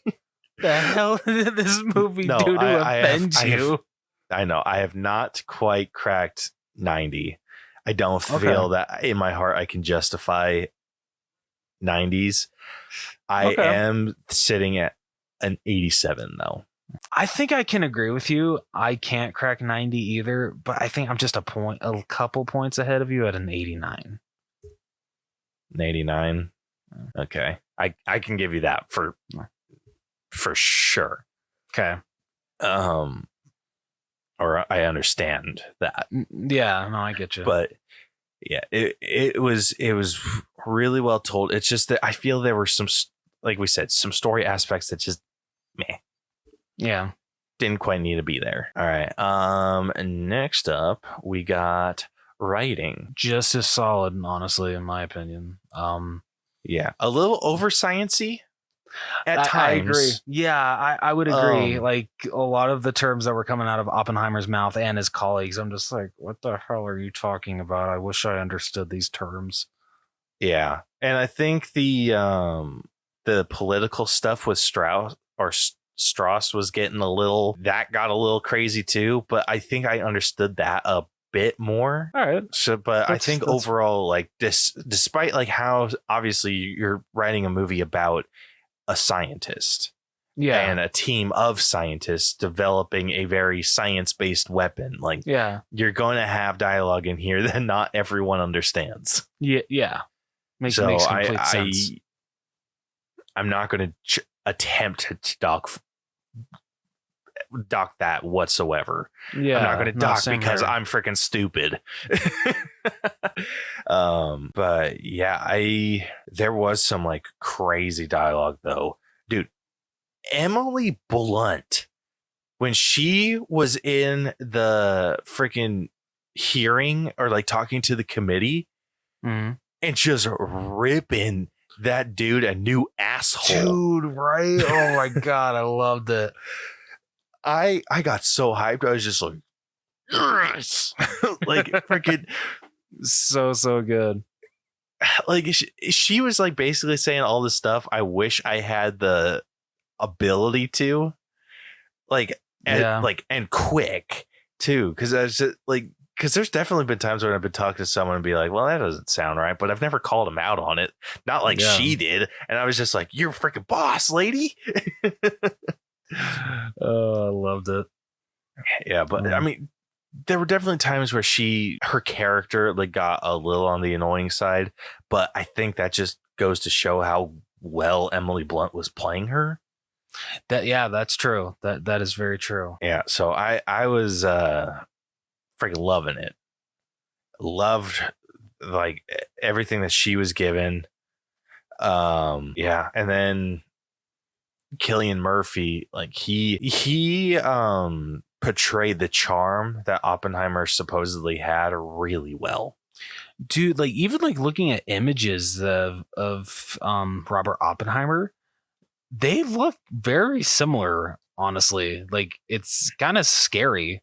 Yeah, they got crazy in the eyes. Yeah. You know what? Fair enough. But I don't know. That's just, I mean, definitely get more into this with acting, but it just proves like how perfectly cast Cillian Murphy was as Oppenheimer. Yeah, dude, this cast was. We'll get into it with acting. I'm getting ahead of myself. Like I'm trying to think of like any other like high points with the writing. Like the writing, I'd say pretty on par, but I think I am going to put it a little bit lower than the story. That dude, I can absolutely agree with you. Where are you sitting at? I'm probably at like the same that you are with writing, like an 87. Yeah, I'm sitting around like an 85. So just going down a couple points. Absolutely fair. Yeah. All right, next up, the friggin' acting. Oh. Holy shit. Dude, like, oh my god. Like I just want to get this I just want to get this off top get this out right now. If Cillian Murphy is not only not nominated for Best Actor at the Academy Awards next year, but if he doesn't win, I'm going to be not only genuinely shocked, but I'm going to be kind of mad, because this freaking man deserves to freaking win an Oscar for this performance, because oh my god, was he incredible. Like he had me freaking captivated every single time that he was on screen. Oh yeah, dude. And honestly, I got to say the same for Robert Downey Jr. If he doesn't get like a supporting actor, like at least a nomination, like a win might be a bit much, but if he doesn't at least get a nomination, yeah, I'll be freaking pissed. Everyone's saying that like he'll definitely get a nomination, but like his rival or contender is definitely going to be freaking Ryan Gosling's Ken from Barbie. Okay, I don't know if that's deserved at all. Don't get me wrong, I freaking loved Ryan Gosling in Barbie, but to beat out freaking Robert Downey Jr. for a nomination, that's bullshit. I mean, but dude, I think Ryan Gosling deserves it, honestly. Like, don't get me wrong, I love Robert Downey Jr. in this movie, but like if I had to pick between the two that I think deserve an award for just being able to captivate me as a supporting actor, I'm sorry, I got to give it to Ryan Gosling. I love RDJ. I love RDJ, but Ryan Gosling just was incredible as Ken. That's a bit of a stretch for me. We'll find out come Oscar season next year. Yeah. I feel like we've been pretty decent at keeping up with what the Oscars are. So I think we need to dedicate this year. We have to watch all the Oscar nominations that we possibly can. Yeah. I think, okay, can we get an excuse though for can we get a little bit of an excuse when it comes to like foreign films? Yes. Okay. So like when it comes to like so I'm talking like main categories. Okay. So foreign film and like foreign animated film, like those are excusable. Yeah. Yeah. Okay. Those are excusable. Okay, cool. And so anything that's like the main ones that we talk about, like best picture, actor, actress, supporting, okay, and so animated. Okay, got it. So those are definitely the ones that we need to see. They're mandatory. Got it. Yep. Yeah. So this cast is freaking ridiculously stacked, dude. Dude, seriously. So we have first up Cillian Murphy, who plays J. Robert Oppenheimer, Emily Blunt, who plays Kitty Oppenheimer, Robert Downey Jr., who plays Louis Strauss, and this is just in credits order, so don't get all pissy if I I love how you say do it in a weird order. Alden Ehrenreich, who plays Enric, who plays a Senate aide. Jason Clarke, who plays Roger Robb. Kenneth Branagh, who plays Niels Bohr. Florence Pugh, who plays Jean Tatlock. Matt Damon, who plays Leslie Groves. Dane DeHaan, who plays Kenneth Nichols. Let's see, there's Josh Peck, who plays Kenneth Bainbridge. Jack Quaid, who plays Richard Feynman. Just going through picking like the big names. Yeah, I get you, man. Let's see. Casey Affleck was in this, who played Boris Pash. I think Gary Oldman played Harry Truman, and then Hap Lawrence played Lyndon Johnson. Okay, that was a lot of makeup that was on Gary Oldman because I had no idea that was him. Yeah, I heard that he was in it. I heard that he was in this. I couldn't pick him out until like it got like a close up on his face. I'm like, that looks like Gary freaking Oldman. I never picked up on that. Okay. Oh, that's awesome. Yeah, it took me a second, but like I think there was just like one line that he said that sounded like Gary Oldman, and I was like, what?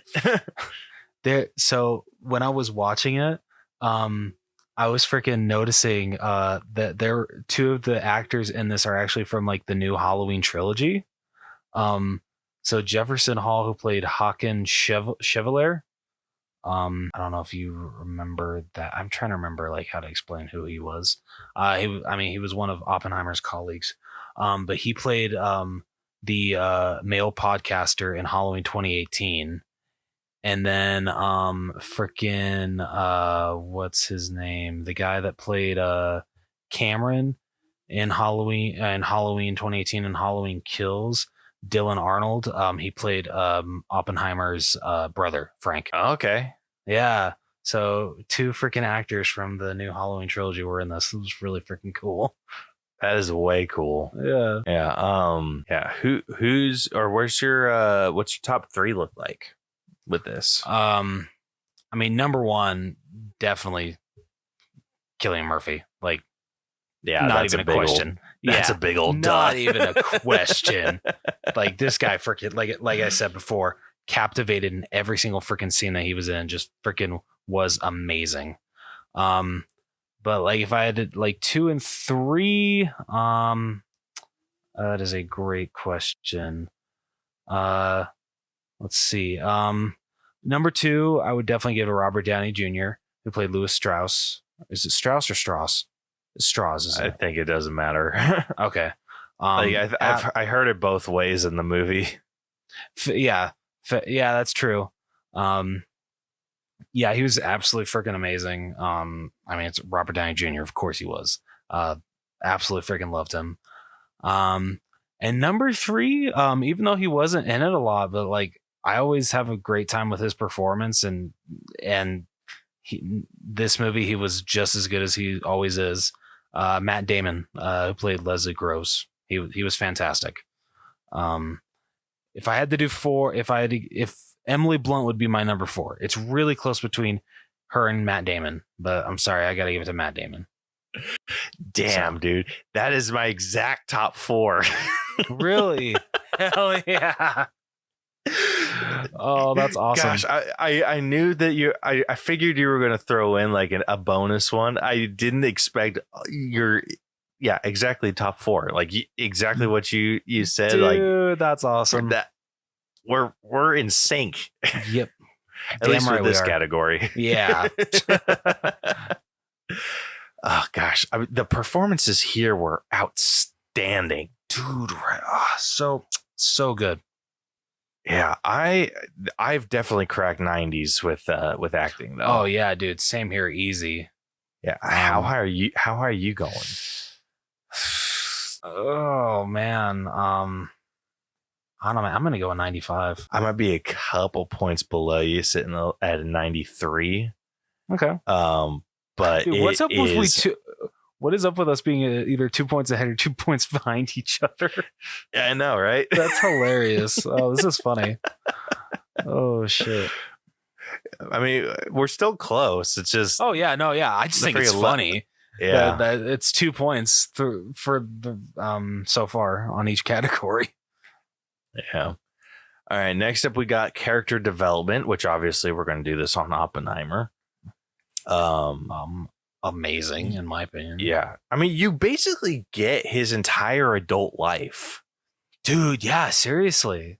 And so I think it's like in this instance where other movies you only get like a short little span of time. This kind of covers like all of his like development as a human being. And I gotta say, I freaking loved his story. Like going from someone who just didn't quite know where he fit in to basically like acting out and freaking trying to poison his teacher. Dude, I love that the only reason he went to go claim that apple was because he knew that his teacher would have fed it to a horse. Yeah. Like that was one thing I wanted to point out with your with the synopsis, because he didn't go and pick up the apple out of the goodness of his heart. No, I did not. No. He went because he didn't want a freaking horse to die. Oh, I freaking loved that. Yeah. I will say I do feel like they completely ignored that scene. Like, yeah, like what? Because like for those of you who haven't seen it, he injects this apple with potassium cyanide and leaves it on his teacher's desk, and his teacher he has the son like remembering that his teacher likes to go feed his apples to his horse, so he freaking hauls ass back to his teacher's classroom, like busts in, and then his teacher's discussing with this other person that he was that was there to have a lecture, and him and the person that was the lecturer were talking, and he picks up the apple, and you can see freaking Oppenheimer's like sweating and just like keeps eyeballing the damn apple, kind of gets closer and closer to him, and I'm like, dude, like what are you gonna do? And so the dude who has the apple goes to take a bite, and Oppenheimer just grabs it, throws it in the trash with like such like finesse. Just grabs it, tosses it in the trash, and the dude doesn't even like second guess it. He just kind of like looks like that was weird, and then continues on like nothing happened. I'm just like, bro. I thought I caught him say like Oppenheimer said like wormhole or something like that. Oh, did he say something? I think he did. I didn't catch that then. Maybe, I could be losing it. But I'll have to see. Yeah, I gotta see this a second time to catch if he did or didn't say anything about it. Yeah, because I would have sworn that he just grabbed it and tossed it, and then they just kept talking. Oh man. because like it was so quick, and I was like, that's weird. Yeah, right. Seriously. Like the only person that reacted to it was the teacher. He just like looked in the trash, like, what the hell was that? Oh shit. So I thought that was really funny. But then like as the movie goes on and progresses, you see Oppenheimer struggling with the like what's going to happen with his invention or this thing that he's helping to develop. Like, and like it's interesting because it's like there's so many good points being brought up by everyone. It's the people that are developing it that are just like, yeah, we shouldn't use this in war, and he's like, yeah, we don't get a say. Yeah, like guys, like hate to tell you, like we're shit out of luck. Yeah, we were brought in to do this job. That's all we're here for. Yeah, we have developed the tool, and we don't have a single say in how we use it. Yep. Like, oh, too bad, so sad. Yeah, dude, straight up. Yeah, that's literally how it is. Yeah, but they're like having protests and these meetings, like they're like it's not already like freaking under government control. I'm just like, but it's funny because it's like he's pointing all this shit out, and like it's wild. It is freaking wild. Yeah, it is. I love how he stands by his convictions with certain things, and he's like very well educated, not only in the area of science that he's passionate about, but also like social issues that are important to him. Yeah, or just like important with the people around him, and how like he went to this party where everyone there is like associating with the Communist Party, and he's just like, yeah, I freaking read all the paperwork, like it's not for me. But he's like, but that's not going to make me be your friend any less, so I guess I'll associate with you. Yeah, but then like he was getting hounded by it, dude. Like it seemed like throughout the entire movie he was getting hounded about it. Oh yeah, dude. Like about who absolutely. He was associating with, which I mean I understand to a point, but especially when it comes to like security clearance stuff, like they are real picky about that. Like really freaking picky. I know when I was getting mine, like I was only like 17 or 18 when they were getting my clearance, so I hadn't lived enough life to be a problem, and they still freaking like took forever to get my security clearance passed. Damn. Like it was wild. But yeah, I think that shit's expired by now. But yeah, I like that he stood by his convictions. I like that we get to see him struggling with like dealing with everything that happened. Like it's not something that he's just like, oh cool, like we developed this thing. Like he witnessed firsthand what the capabilities of this bomb are. Yeah. And then he had to like sit and imagine that they're dropping this on people. And then on top of that, oh sorry. No, I was just going to say, and then on top of that, he has to look at the images that have come from that creation. I think it's when he after he speaks to that group at like the school auditorium, and as he's leaving, you all of a sudden just see him like basically his foot goes into a corpse that has literally just turned to ash and bone, and is just so insane, like how much that he is haunted from what his creation did. Mm-hmm. And it just like it kept coming up at random times too, like when he was in that hearing, like having that flash of light happen in the room, like that got freaking intense. It did. Like, and that just so good. So it's just like dealing with the morality of all that was really interesting to watch. Agreed. So personally, like this is another one. I don't think it quite cracked 90 for me. Okay.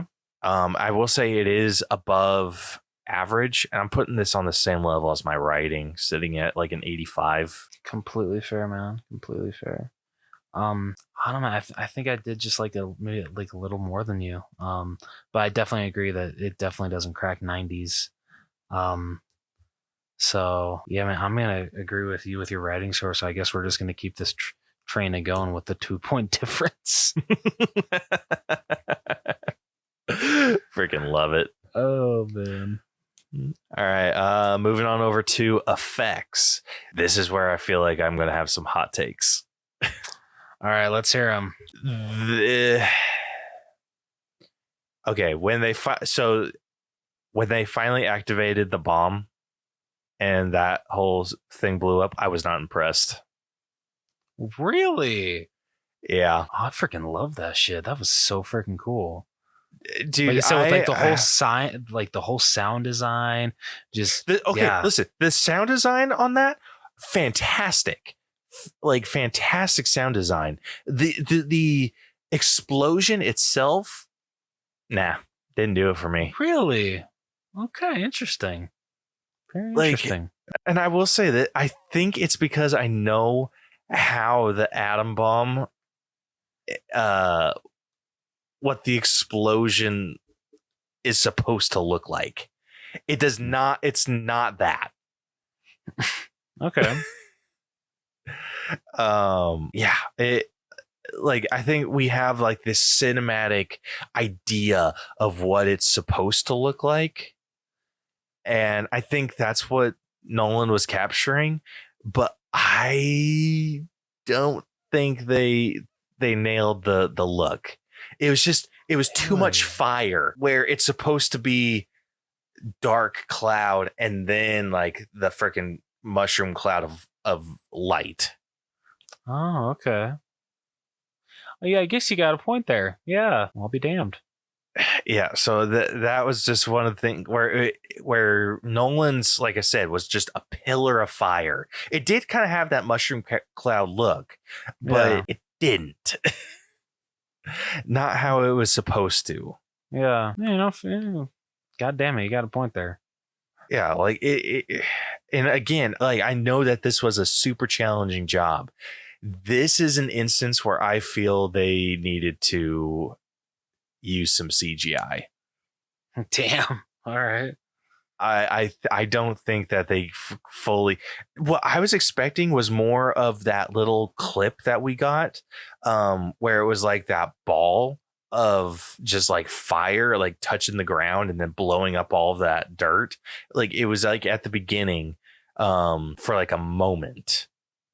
Like you kind of remember, like it's been in all like the promotional stuff.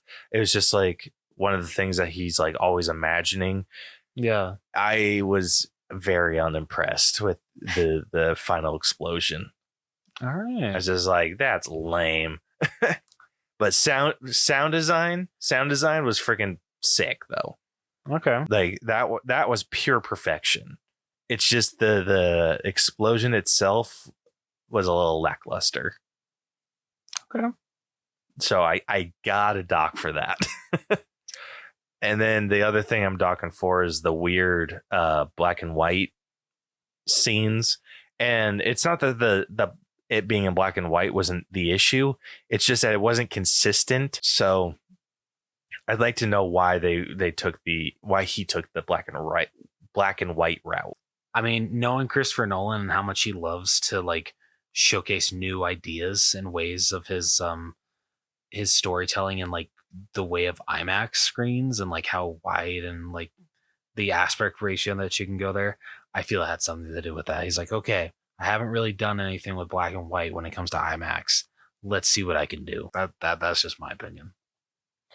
If that's what he was going for, like, fantastic. Like, you ran the experiment, didn't really work out all that well. Damn, freaking shots fired at Nolan. But not shots fired. Like, you just keep it consistent. Touche. Like, if there's going to be a reason for you to go between black and white and color, keep it consistent. Don't go like messing with your formula that you set up. Yeah, no, that's a very good point. Yeah. So other than that, the cinematography was great. No real issues there. There weren't any like real special effects other than like some of the things that Oppenheimer was like imagining. Yeah. Which all of that looked really, really cool. So no issues, no real issues there. So this is where are you at? Because I'm interested, like from someone who like didn't know any better. Like, what did you think of like the explosion and all that? I don't know. I actually really liked how they portrayed it, like the lead up to it, just everyone getting ready. Like yeah, like I didn't really know the whole like you were talking about with like mushroom cloud and everything. Like it's clear that I didn't do my research, or not didn't do my research, but I definitely don't know as much about this kind of stuff. So the whole the execution of the testing I feel was very effective for me, and I feel it looked really, really cool and looked really, really good. So like I don't know, man. I don't know. I really didn't have I actually liked the like I know you liked the black and white use, but like for you it felt a little off sometimes. For me, it really didn't. I don't know, man. Dude, you're gonna not be a fan of me, but I'm like breaking 90s at a solid 90. Yeah, this is where we're differing quite a bit. Oh shit. Okay, let's see how low we can go.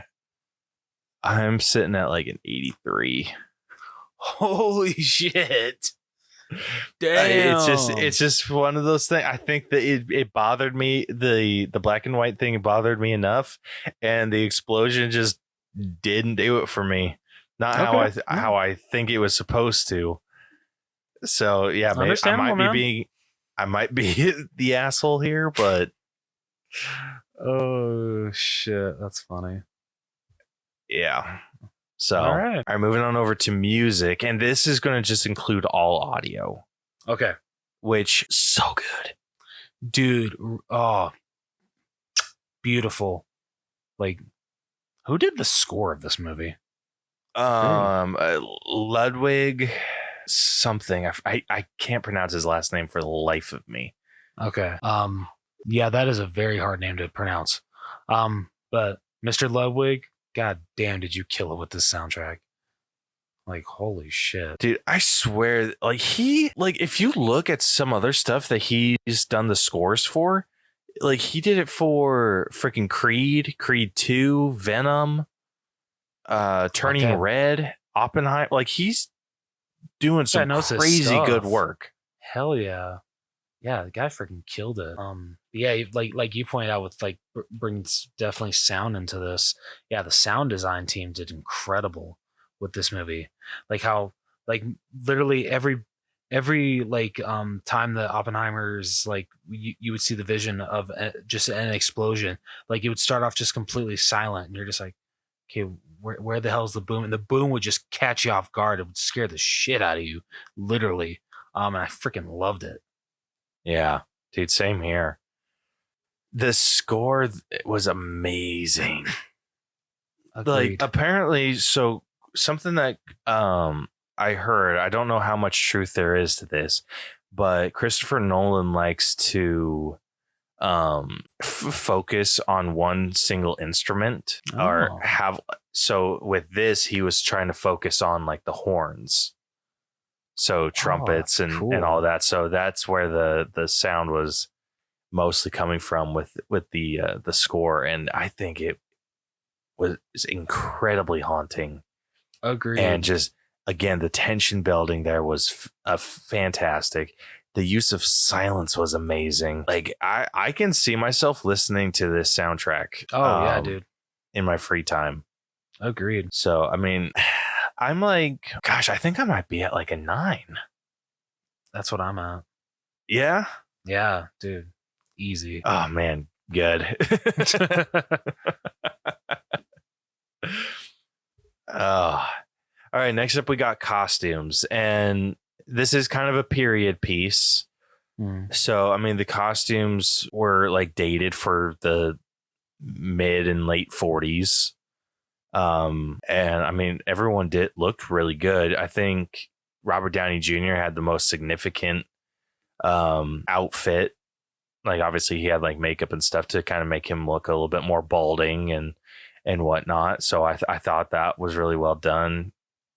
And I know I know you're looking at me weird. I know Gary Oldman had a freaking shit ton of like makeup that made him damn near unrecognizable. But I was just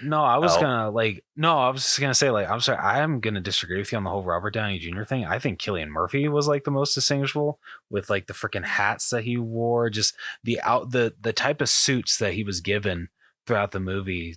I don't know. I felt he was the most distinguishable. I mean, fair. Well, I maybe distinguishable was like maybe the wrong term. Just like the most significant change in his look. Okay, fair enough. At least in terms of like the like makeup department stuff. Okay, all right. I see where you're coming from. But yeah, one of the big things. And I don't know, like, that I look for in movies that make an outfit stand out is a solid silhouette. And that's what they did with freaking Oppenheimer. They gave him, I mean, I know this is just based off of the real guy, but they gave him a really solid silhouette that I'm able to pick his silhouette out from a bunch of different images that I've seen of like artwork based off of Oppenheimer. Yeah. So this is really freaking good. I think normal period piece, I'd be sitting around a 7. Like depending on the time period. Usually when I'm in like the 40s era, like 40s, 50s, 60s, like I'm usually sitting in the 7. I think with Oppenheimer and everyone else's like amazing makeup, I'm sitting around an 8. Yeah, I can definitely give you that. Were you thinking higher or? Honestly, no. Like, I think 8's perfect. Okay.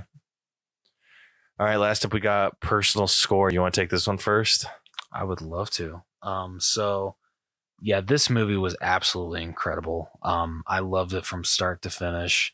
Cillian Murphy was absolutely incredible as Oppenheimer, and every single person in this movie brought their A game when it came to their acting. Outside of the Dark Knight, this is my favorite Christopher Nolan movie now. Because I mean, I haven't seen Inception, but Tenet did not do it for me. I honestly found that movie boring. But no, this movie had my attention from, like I said, start to finish. And the fact that this is his first biopic amazes me, and I really hope that he does more after this, because the guy definitely has it in him. Yeah, just super, super good. So honestly, I think I'm going to go a solid 90. Oh man, you're gonna make me feel like an asshole. Swear to God, if you're like an 82. I'm not that low. Okay, I am a decent amount higher. Kinda. I'm like you. I did really enjoy this movie. Honestly, I think I am probably going to rewatch this whenever it comes out on digital or streaming, just so I could watch it with subtitles, because I do feel like there was a lot of dialogue that I was missing because I was trying to understand what they were saying. Same.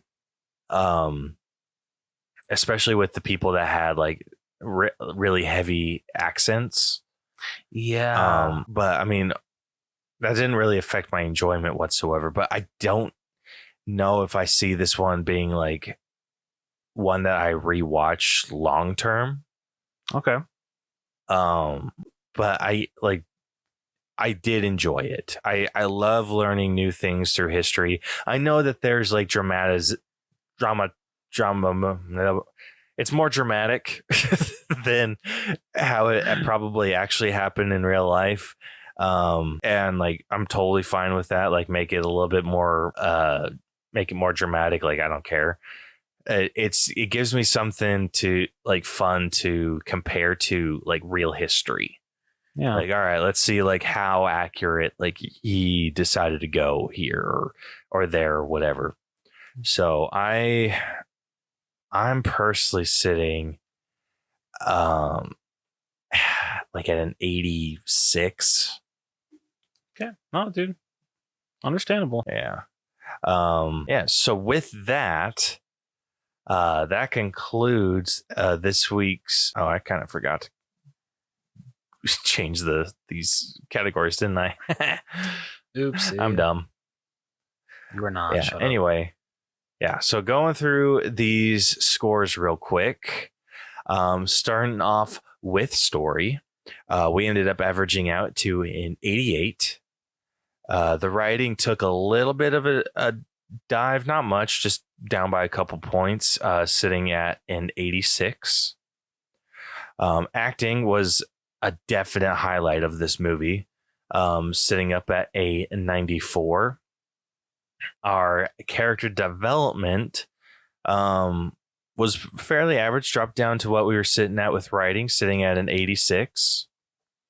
The effects had a little bit of a bump, sitting at an 86.5. The music was the highest of high points for us, sitting at a solid 9 out of 10. The character or the what was I saying? The costumes, we were sitting at an 8 out of 10. And then our personal score averaged out to an 88. So the final All Bros letter grade for Oppenheimer has come out to an B+. I was so afraid it was going to get a B. But yeah, I feel like I know people are going to disagree with us on this. Oh, dude, I'm sure people are going to be furious that it's not in the A category. I know. Yeah. Like, but despite it not being in the A category, I still think that this is an Oscar-winning movie. Oh, yeah. Hands down. Yeah, it's just unfortunately not an Oscar-winning movie that's in the A category. I mean, like, I would have loved for it to get an A-, but like I can understand why it got a B+. Completely understandable.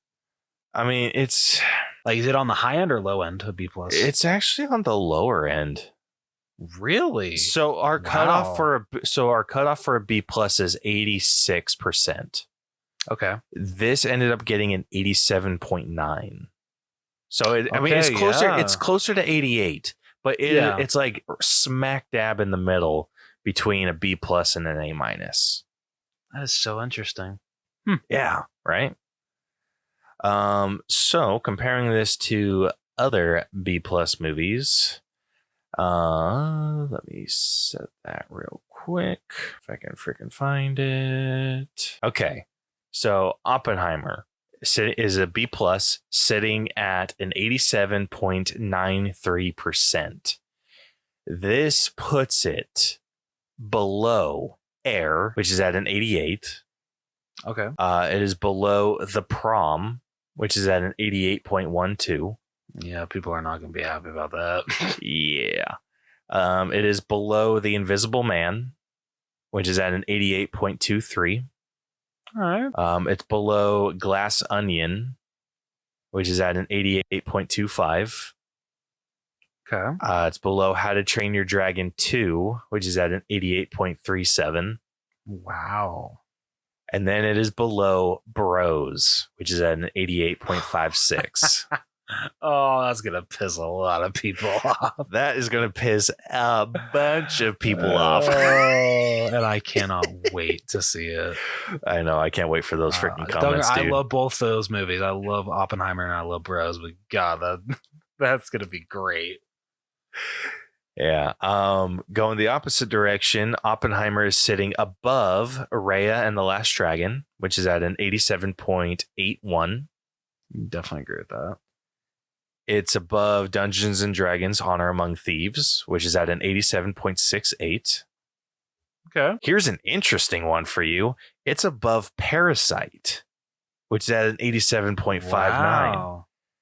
So that I find that interesting because Parasite was Best Picture, wasn't it? Yeah, it was. Yep, yeah, one for Best Picture. So that also ended up in our B+ category or range. Yeah. Okay. So, interesting.